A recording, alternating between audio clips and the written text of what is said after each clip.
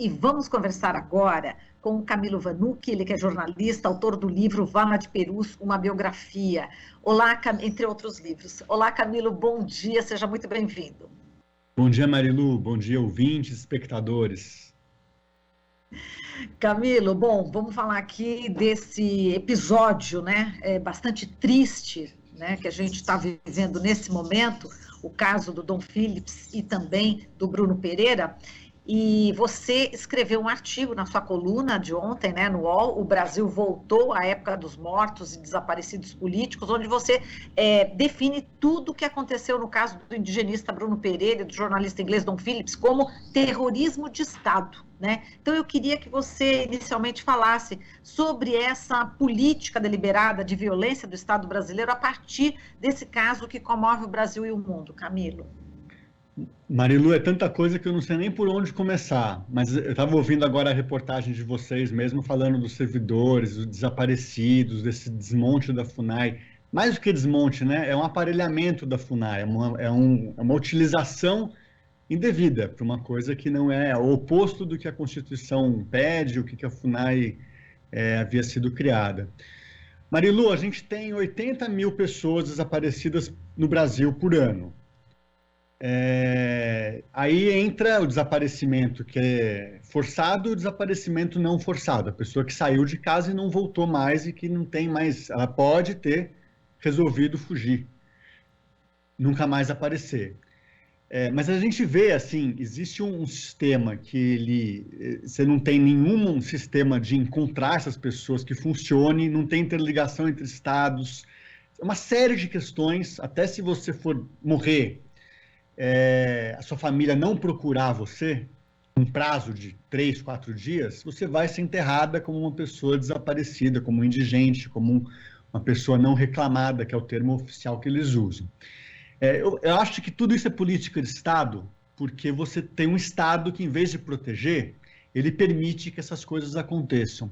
E o que a gente está vendo agora com Dom e Bruno é uma política de Estado que começa na campanha eleitoral, que começa com a ideia de que vamos acabar com todo o ativismo no Brasil, que é uma frase de Bolsonaro candidato. É uma pessoa que arma a população, uma pessoa que é um Estado que arma a população, é um Estado que permite que garimpeiros atuem, madeireiros atuem, e fortalecem, incentivam esse tipo de coisa.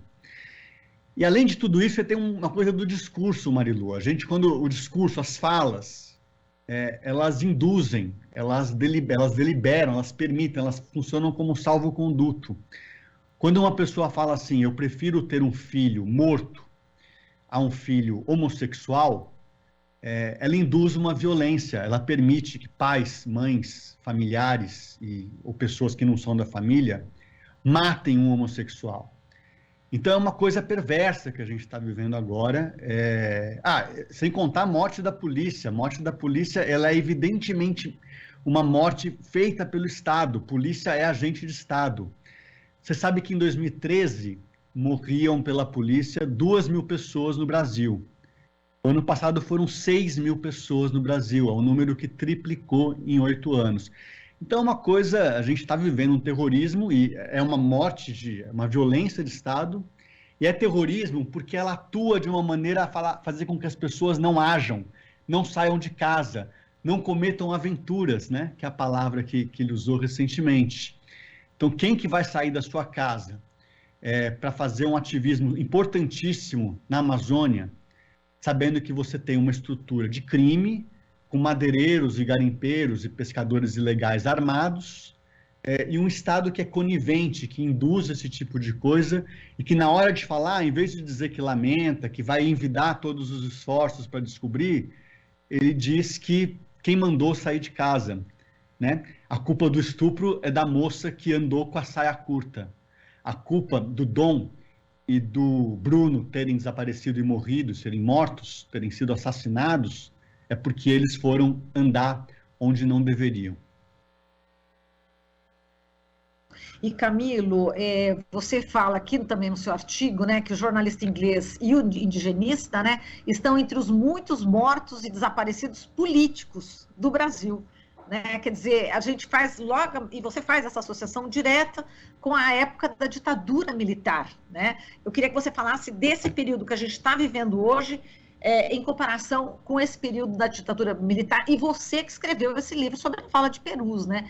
Existe muita conexão aí, né, Camilo? Você sabe que usualmente, a gente usa o termo morto e desaparecido político como a pessoa que era um militante de uma organização contrária à ditadura militar, de resistência democrática, ou que chegou na guerrilha, enfim, que atuava para derrubar a ditadura militar e que foi morto e desapareceu. Ou foi morto ou desapareceu, ou foi morto e desapareceu, que é a associação muito comum, que a pessoa é morta, mas nunca aparece o corpo, a família não fica sabendo, então ela está morta e desaparecida.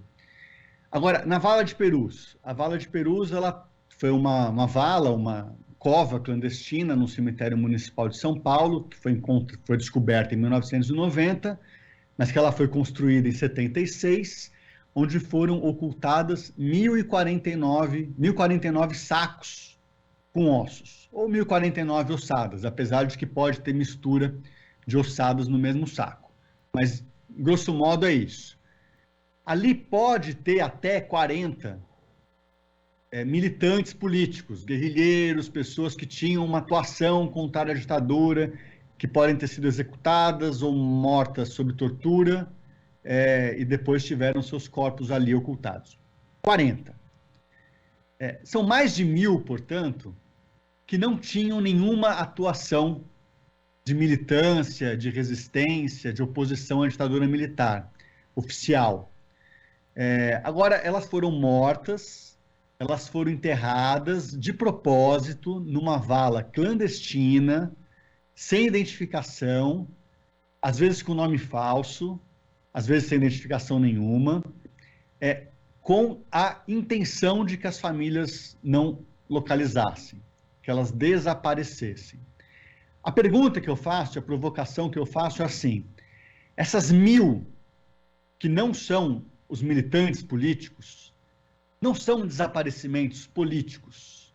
Porque eu falo o seguinte, é uma política de Estado que construiu alguém, um servidor municipal, não foi uma pessoa qualquer, foi um cara da Prefeitura de São Paulo, que orientou um funcionário, um coveiro, um sepultador, um funcionário de um cemitério público municipal de São Paulo, a construir uma vala clandestina de madrugada, num lugar de terra, né? A vala é uma cova, uma rachadura na terra, um buraco na terra, feito com uma retroescavadeira, tirou esses corpos de onde eles estavam enterrados antes e colocou numa vala clandestina para que elas desaparecessem.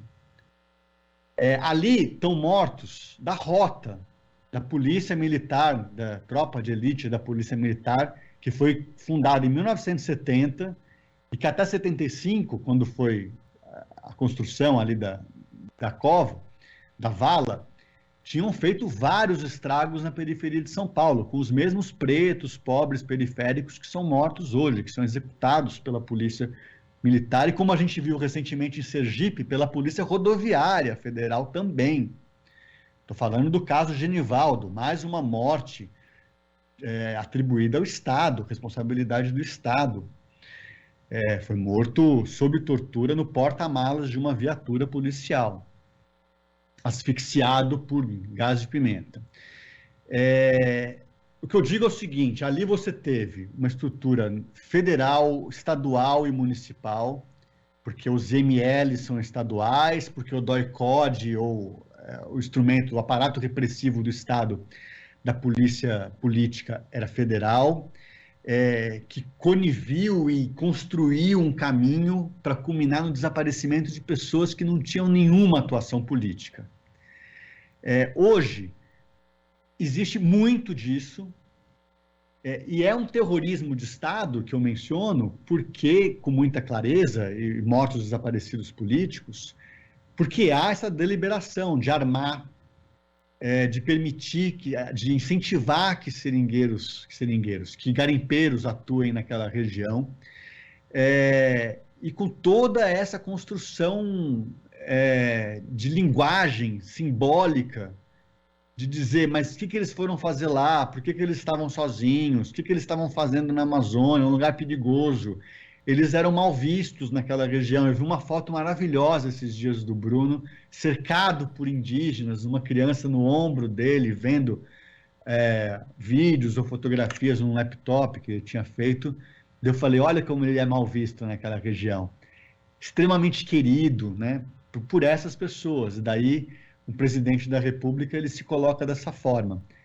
Como não vão, não atuem, não se metam onde vocês não são chamados, não vão atrás, não investiguem, não façam, não venham da Inglaterra, de Londres, seja lá onde for, apurar jornalismo ambiental neste país. O recado que ele está dando é isso. Porque vocês podem se dar mal. Pode acontecer com vocês. Exato, e você, inclusive, assemelha o discurso do presidente Bolsonaro com, por exemplo, o discurso do Médici, enfim, com esse discurso para dizer, como você diz no artigo muito bem, a culpa não é minha, é meio por aí, né, Camilo?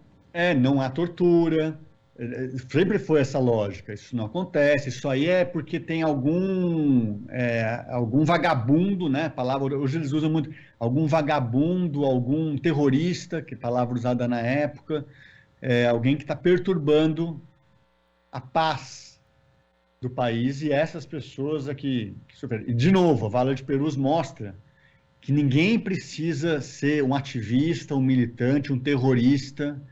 Ninguém precisa perturbar a ordem pública para ser assassinado por um regime militar, um regime. Hoje a gente está um governo que tem muito mais militares do que na ditadura militar.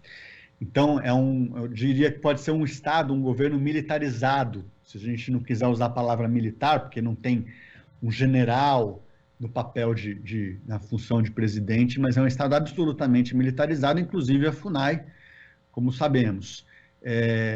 Mas dizer o seguinte, né, que o discurso é sempre um discurso de que para o cidadão de bem nada vai acontecer.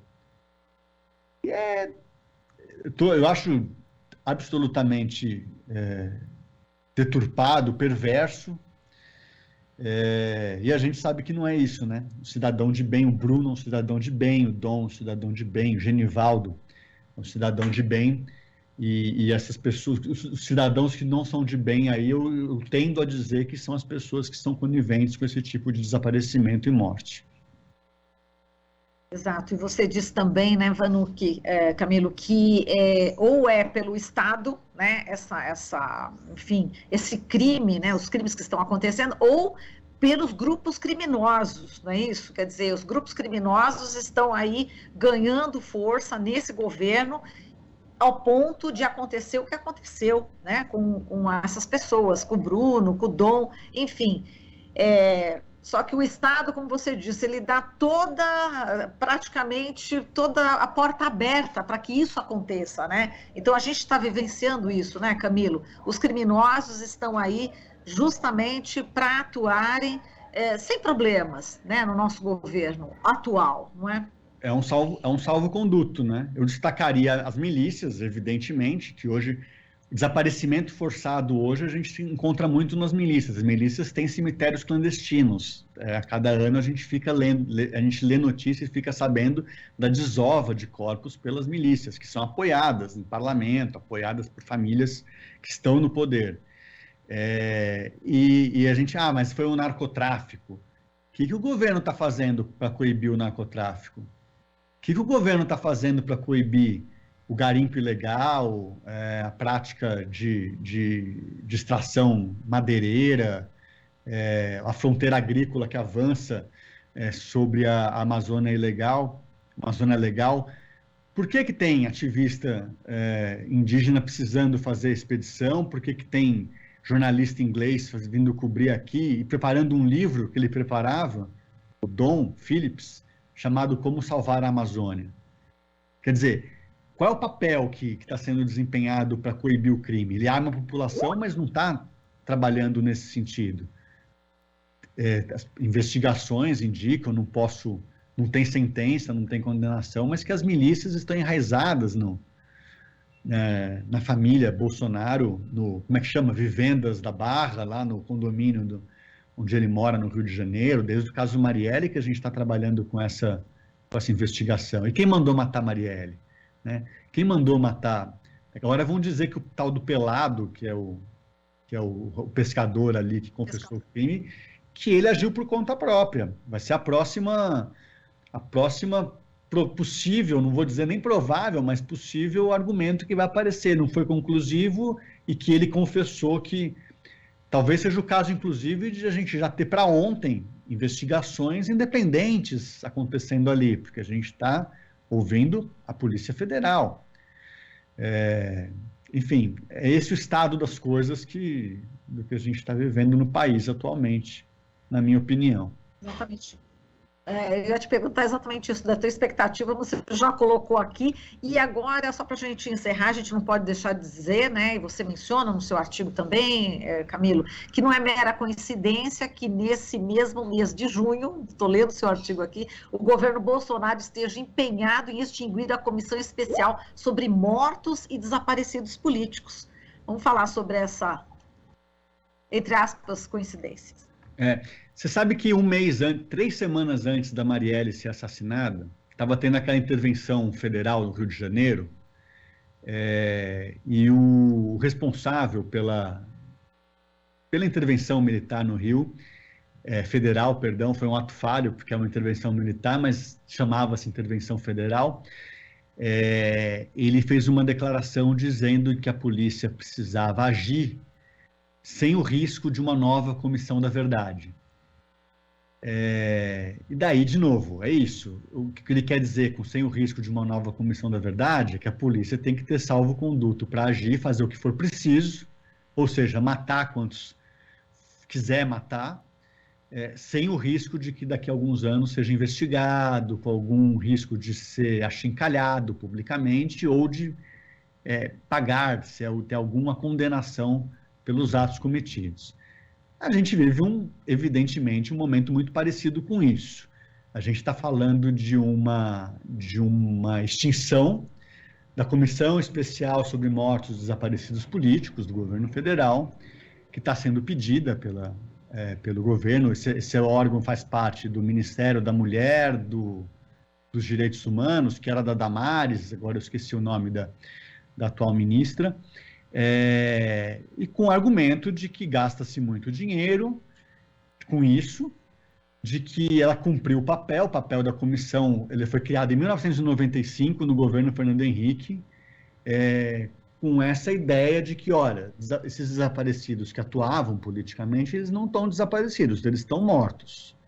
Então, eles precisam ter um assento de óbito para as famílias poderem liberar os bens que estão todos embargados para fazer herança, essas coisas, distribuição, rateio na família, né, dos bens, para liberar essas coisas e para a pessoa poder, sou viúva, sou órfão, né, porque não tinha respostas, né, apesar de que a maioria deles até hoje não se tem o corpo, não se tem a materialidade dessa morte. E aí a comissão também analisava os pedidos de indenização, os pedidos essa justiça de transição que foi criada desde aquele momento, e com a tarefa, a incumbência de procurar os corpos. O desaparecimento forçado, Marilu, ele é um crime de lesa humanidade que ele não termina enquanto os corpos não aparecem.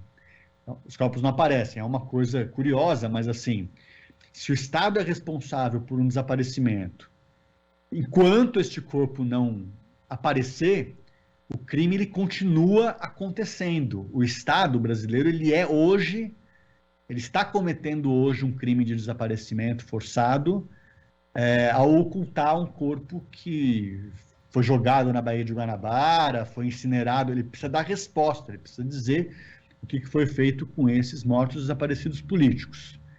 E o Estado do Brasil ele tem condenação internacional já para isso, para envidar todos os esforços e só encerrar os trabalhos de busca e análise de ossadas quando esses desaparecidos forem encontrados ou quando não houver mais nenhuma chance, todos os métodos, todas as formas tiverem sido analisados, o que significa hoje pegar os corpos que já foram, muitos deles já foram exumados na região do Araguaia, tem uma dezena de corpos que até hoje não foram analisadas, periciadas, elas estão numa sala, não sei onde, em Brasília, 9 corpos, se eu não me engano, 10, por aí, mais ou menos por aí, que precisam agora fazer o que os corpos da Vala de Perus, que aconteceu com esses corpos da Vala de Perus, que é colocar, analisar, ver que idade tem, se é masculino, feminino, quando que foi morto, etc. e tal, e fazer o cotejamento com o DNA para ver se consegue identificar. Bom,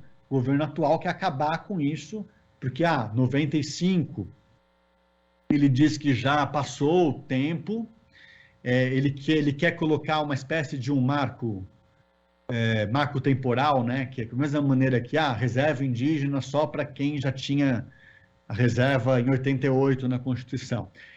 Mais ou menos isso também. Quem não pediu em 95 a indenização, a localização dos corpos, não vamos abrir mais para pessoas que não pediram até hoje, o que também é uma questão muito polêmica. Eu sou contrário a isso, porque os corpos eles podem ser localizados hoje, no Araguaia, em qualquer expedição.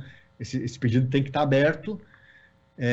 Um parênteses, né? O filme mais recente do Almodóvar, chamado Mães Paralelas, os personagens ali do filme trabalham com a necessidade de exumar e periciar corpos de pessoas que foram mortas na Guerra Civil Espanhola, em 1939. Eles estão 80 anos depois, que são 39, 49, 59, 69, são pelo menos 30 anos antes dos mortos da ditadura militar brasileira, e lá eles ainda estão exumando corpos e enviando para análise para serem periciados e identificados.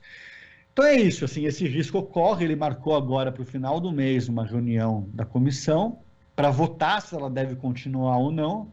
A comissão ela foi também aparelhada, tem 3 militares na comissão, tem toda uma...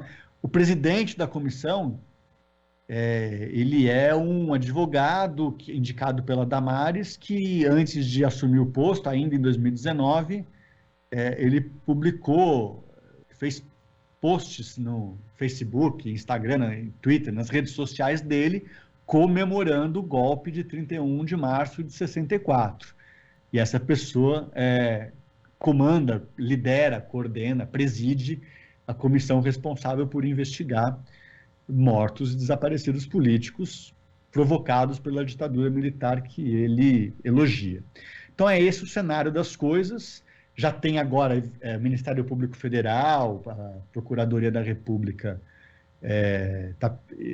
já fez dossiê e pedidos, etc. e tal, dizendo que não pode extinguir a comissão de mortos especial sobre mortos desaparecidos políticos. Mas é uma guerra que a gente não sabe como vai acontecer, da mesma maneira que tentaram mais de uma vez acabar com a perícia das ossadas de Perus, tentaram transferir para Brasília, tirar da Unifesp, que é a Universidade Federal de São Paulo, onde está sendo feita agora, e é uma luta aí nesses 3 anos de governo atual que tem sido travada com muito suor, que a gente espera que consiga sobreviver pelos próximos 6 meses para a gente ter algum respiro depois dessa fase, essa página cruel da nossa história. Tá certo, vamos virar essa página cruel da nossa história, né? Vamos torcer realmente para essa mudança. Esperamos que seja um ponto de inflexão esse momento. Está difícil de acontecer esse ponto, mas vamos torcer para isso. Camilo, a gente agradece demais aqui a sua participação. Muitíssimo obrigada e até uma próxima oportunidade, viu, querido? Obrigado pelo convite. Até a próxima. Até a próxima. A gente falou aqui com o Camilo Vanucchi, jornalista, autor do livro Vala de Perus, uma biografia. Aqui você ouve as notícias que os outros não dão. Jornal Brasil Atual.